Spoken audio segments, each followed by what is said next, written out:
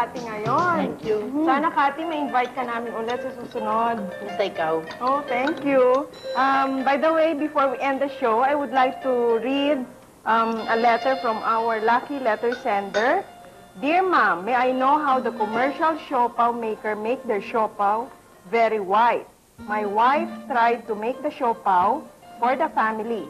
The taste was okay, but its color is dirty white. She uses flour that was bleached based on what the flour dealer have said. My wife buy flour by kilos in the market. The utensils were all made of glass and made in glass tabletop. Can you tell us what went wrong for the dirty white color siopaw? Thank you and more power. Okay, since this question is with regard to siopaw, no? And since our episode today is about Chinese cuisine, so I will forward this question to you, Cathy. Okay. Ano ba naging problema nito? As far as I know,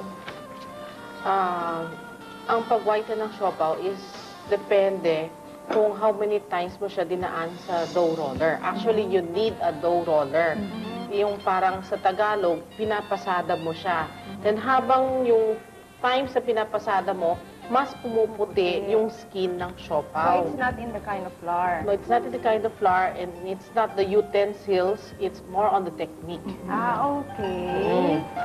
So, Oscar Benig, no? Mr. Oscar Benig, you can claim our prize. Our staff will get in touch with you